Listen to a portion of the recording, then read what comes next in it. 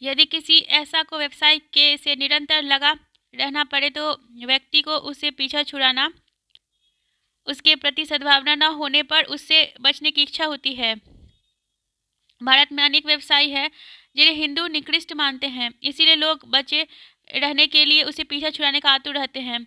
ऐसे व्यवसाय से बचने के लिए उन्हें त्यागना का निरंतर इच्छा बनी रहती है। इसका एकमात्र कारण वह है कि निराशाजनक प्रभाव जो उन हिंदू धर्म पर आरोपित कलंक का कारण पड़ता है। ऐसे व्यवस्था में क्या कार्यकुशलता हो सकती है जिसमें ना तो केवल दिल है और ना दिमाग है।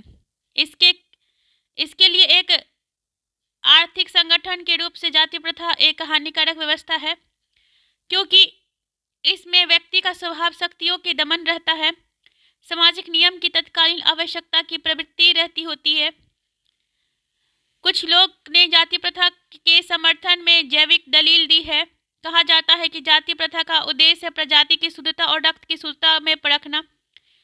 अब निर्जात वैज्ञानिकों का मत है कि विशुद्ध प्रजाति के लोग कहीं नहीं हैं और संसार के सब भागों में जातियों का मिश्रण है। विशेषकर भारत के लोग मामले में तो यह स्थिति आवश्यक है। श्री D.R. भंडारकर ने हिंदू जनसंख्या में विदेश तत्व विषय पर अपना प्रलेख में कहा है कि भारत में शायद ही कोई वर्ग ऐसा होगा जिसमें विदेश के वंश का मिश्रण न हो। न केवल राजपूत और मराठा जैसे योद्धा जातियों में विदेश रक्त का मिश्रण है, बल्कि ब्राह्मण में भी यही है। और इस सुखद भ्रांति में है सभी विदेश तत्वों से मुक्त है। जाति प्रथा में संबंध में तो यह नहीं कहा जा सकता है कि उनका विकास प्रजातियों के मिश्रण को रोकने अथवा रक्त शुद्धता बनाए रखने की रूप में हुआ है। वास्तव में जाति प्रथा का जन्म भारत की विभिन्न प्रजातियों के रक्त में संस्कृति को आपस मिलाने के बाद होते हैं। यह मानना जातियों की विभिन्नता अथवा प्रजातियों की वास्तविकता विभिन्नता है और इतनी अधिक है कि विभिन्न प्रजातियों तत्व में तोड़ना मरोड़ना है। पंजाब के ब्राह्मणों और मद्रास के ब्राह्मणों में क्या जातीय संबंध है? बंगाल में अछूतों और मद्रास के अछूतों में क्या जातीय संबंध है? पंजाब के ब्राह्मण और पंजाब के चमारों में क्या जातीय अंतर है? मद्रास के ब्राह्मण और मद्रास के पेड़ियों में क्या जातीय अंतर है? जाति की दृष्टि से पंजाब का ब्राह्मण उसी प्रजाति का है जिसका पंजाब चमार और मद्रास के ब्राह्मण की वह जाति और मद्रास के परे की है। जाति प्रथा मानव वंश या प्रजातियों के विभाजन के निर्धारण नहीं करती है। जाति प्रथा तो एक प्रजाति के लोग का सामाजिक विभाजन है। यदि यह मान लिया जाए कि जाति प्रथा मानव प्रजाति को विभाजन कर देती है, तो यह सवाल किया जा सकता है कि अगर भारत में अलग अलग जाति के लोग समुदाय के अंतर विवाह करने के अनुमान होती हैं, तो प्रजातियां और परिवार के दूसरे समागम से क्या हानि होगी? इसमें संदेह नहीं है।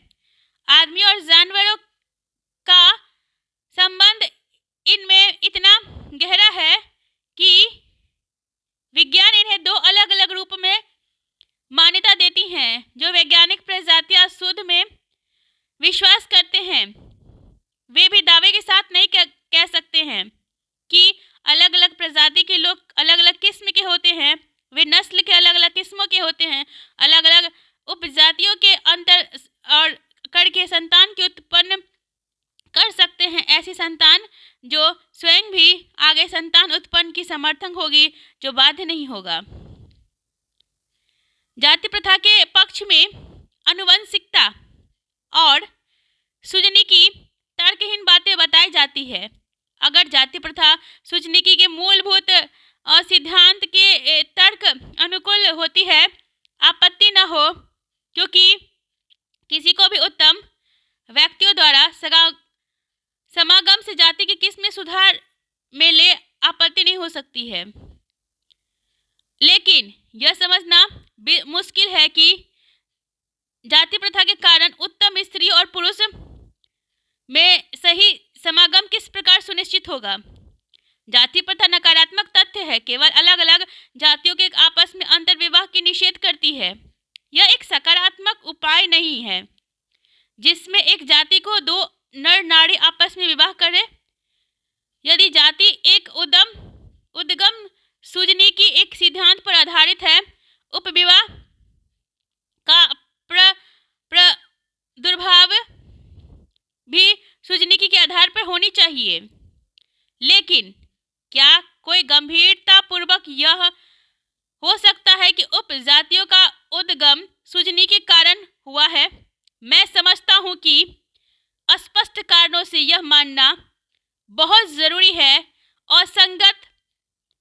अगर जाति के आशय प्रजाति और नस्ल और उपजातियों में पाए जाते हैं तो प्रजातीय अंतर नहीं माना जाता है, क्योंकि उपजातियों में भी परिकल्पना के आधार पर मूल नस्ल की उपखंड होगी।